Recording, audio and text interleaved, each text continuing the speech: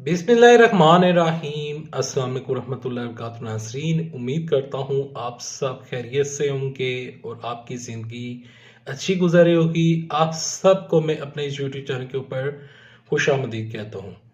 आज के इस व्लॉग में आपके साथ आज 9 नवंबर है, आज की बड़ी खबरें डिस्कस करूंगा।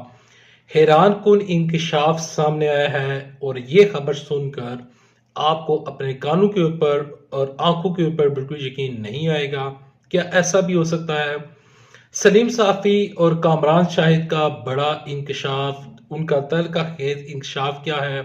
आज की बड़ी खबरें क्या कहती हैं, तमाम तर चीज़ें डिस्कस करूंगा। लेकिन डिस्कस करने से पहले, आगे बढ़ने से पहले आप सबसे एक छोटी सी गुजारिश है कि इस वीडियो को लाइक कर लें, चैनल सब्सक्राइब कर लें और साथ ही नोटिफिकेशन बेल दबा लें। और कमेंट सेक्शन में जिस तरह आप हमेशा की तरह पाकिस्तान जिंदाबाद लिखते हैं और मेरा दिल खुश हो जाता है, उसी तरीके के साथ पाकिस्तान जिंदाबाद, पाकिस्तान फौज जिंदाबाद, गुमनाम हीरो जिंदाबाद और कश्मीर बनेगा पाकिस्तान इंशाल्लाह लिखकर बढ़ते हैं खबरों की जानब।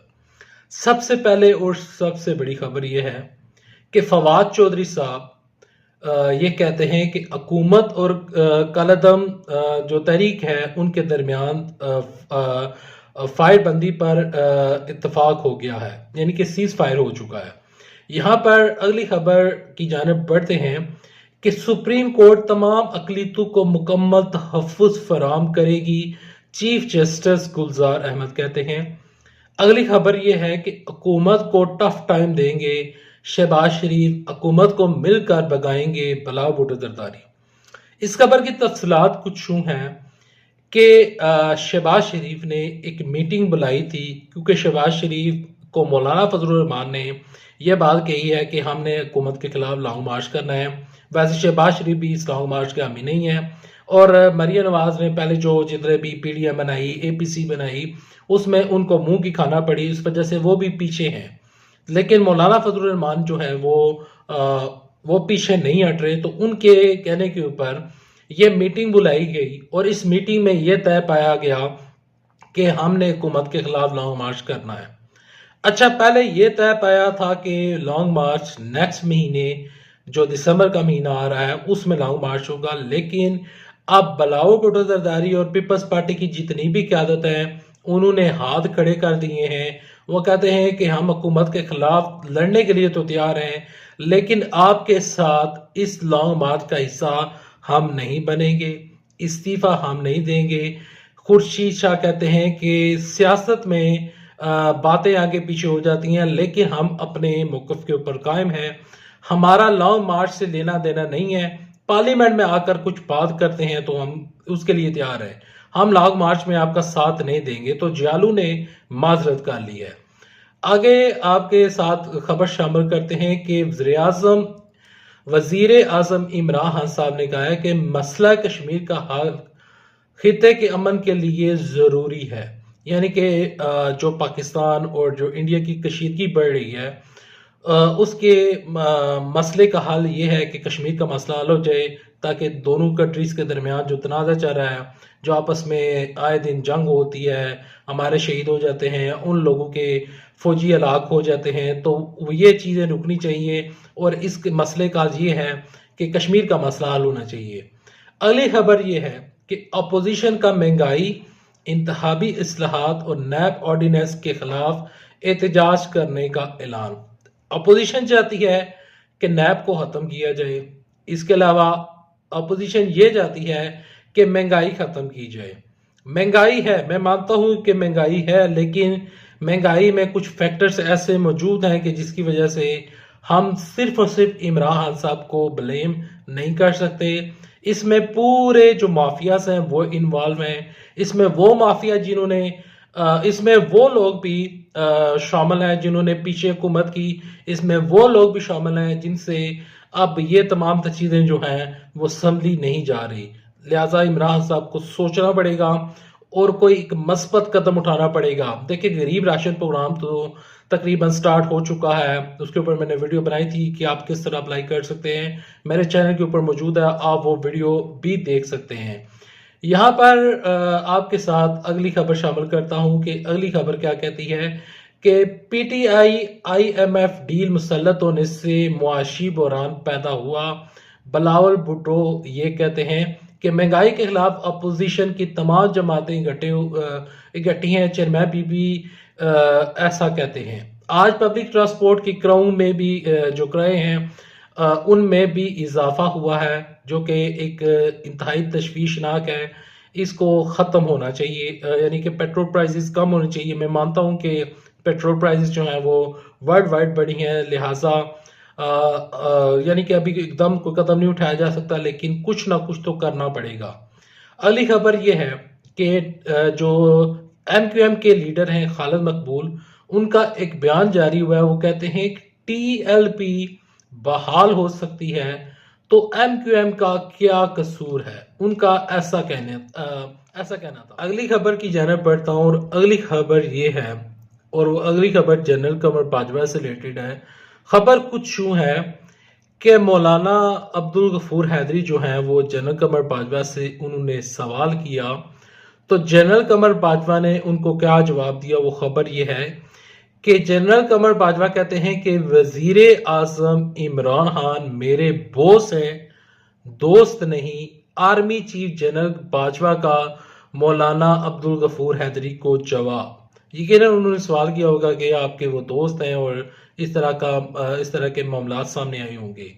یہاں پر اگلی خبر کی جانب بڑھتا ہوں، اور اگلی خبر جو ہے وہ ایک کافی انٹرسٹنگ نیوز ہے، تو اس سے میں آپ کو آگاہ کرتا ہوں کہ وہ خبر یہ ہے کہ اپوزیشن لیڈر شہباز شریف سمیت دیگر سیاسی شخصیات کے کیسز میں نیب کی پیروی کرنے والے پروسیکیوٹر جو ہیں انہوں نے اپنے عہدے سے استعفیٰ دے دیا ہے۔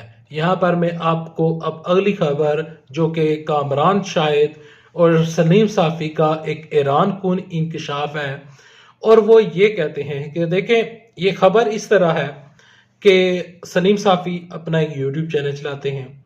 ان کا جو یوٹیوب چینل ہے اس میں انہوں نے کامران شاہد کو بلایا ہوا تھا ایز اے گیسٹ۔ کامران شاہد نے وہاں پر عمران خان صاحب کے اوپر تنقید کا نشانہ بناتے ہوئے عمران صاحب کو انہوں نے کہا کہ عمران خان صاحب سے غربت کنٹرول نہیں ہو پا رہی، مہنگائی بڑھ رہی ہے، ڈالر بڑھ رہا ہے، پیٹرول پرائزز بڑھ رہی ہیں، تمام تر چیزیں ہو رہی ہیں۔ وہ کہتے ہیں کہ میں سمجھتا ہوں، کامران شاہد کا یہ کہنا ہے، وہ کہتے ہیں کہ میں سمجھتا ہوں، اور یہ ان کا انکشاف ہے۔ وہ کہتے ہیں کہ نواز شریف کی حکومت بہت اچھی حکومت تھی، اور نواز شریف کی دور حکومت میں سب کچھ ٹھیک تھا۔ انہوں نے نہ صرف یہ کہا بلکہ وہ کہتے ہیں کہ اسحاق ڈار، مفرور اسحاق ڈار دنیا کا سب سے بہترین وزیر خزانہ ہے، ایسا کامران شاہد کا کہنا تھا۔ کامران شاہد نے جب یہ انکشاف کیا تو سلیم صافی کہتے ہیں کہ لگتا ہے کہ آپ کو لفافہ مل چکا ہے۔ مجھے بھی حیرانی ہو رہی ہے کہ کامران شاہد جو کہ ایک ٹائم تھا جو کہ کافی اچھے انکشاف کیا کرتے تھے، دیکھیں اگر ہم کمپیئر کریں دونوں حکومتوں کو، تو ابھی اس دونوں حکومتوں کو کمپیئر کرنا میرے خیال میں مناسب نہیں ہے۔ ایک ایسی حکومت جس نے 30 سے 35 سال حکومت کی، اور ایک ایسی حکومت جس نے 3 سال حکومت کی، جس کا پہلی باری تھی، اس کو چیزیں سمجھنے میں کافی مسائل تھے، اس کو پریشانی کا سامنا تھا۔ تو ان دونوں کو کمپیئر کرنا ابھی یہ وقت مناسب نہیں ہے۔ اگر عمران صاحب 30-35 سال لگائے ہوتے اور ادھر سے 30-35 سال ہوتے تو ان دونوں کو کمپیریزن کرنا یعنی کہ بنتا تھا، ابھی بنتا نہیں ہے۔ یہاں پر جو چیزیں ہیں، جو خرابیاں ہیں، میں ان کو بھی مانتا ہوں، میں کسی کی سائیڈ نہیں لے رہا، لیکن یہ ایک حیران کن انکشاف ہے کہ دنیا کا سب سے بہترین وزیر خزانہ اسحاق ڈار ہے۔ دیکھیں اسحاق ڈار کی زندگی میں، یعنی کہ ان کے جب دور حکومت تھا، تو اسحاق ڈار کی جو دور حکومت تھا جب وہ وزیر خزانہ تھے، تو اس ٹائم بھی پاکستان میں غربت کی وجہ سے خودکشیاں ہو رہی تھی۔ اس وقت بھی پاکستان میں ایسی مائیں بہنیں بیٹیاں موجود تھی کہ جن کے پاس 2 ٹائم کی روٹی نہیں تھی۔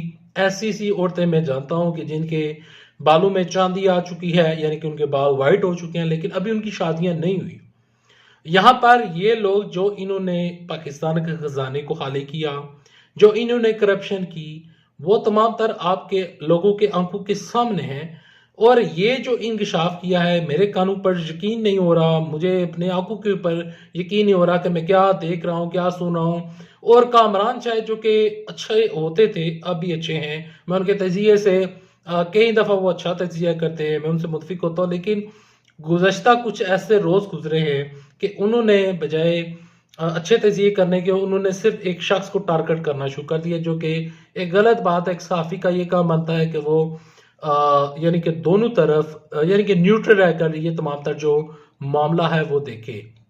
یہاں پر آپ کو میں ایک اور خبر سے بھی آگاہ کرتا ہوں، اور وہ خبر یہ ہے کہ پیپلز پارٹی کے جو لیڈر ہیں قمر زمان قاہرہ، جن کا تعلق لالا موسیٰ سے ہے، وہاں پر انہوں نے ایک نیا انکشاف کیا۔ وہ کہتے ہیں کہ میری بات لکھ کر رکھ لیں، یہ جو مذہبی جماعتوں کو آگے لایا جا رہا ہے، اس سے جمہوریت ختم کر کے ملک میں اسلامی نظام نافذ کرنے کا منصوبہ بنایا جا رہا ہے، اور یہ جواز دیا جائے گا کہ ساری سیاسی جماعتیں فیل ہو چکی ہیں، کہ اسی لیے واحد حل اسلامی نظام ہے، اور ہم چاہتے بھی ہیں کہ پاکستان میں اسلامی نظام آئے۔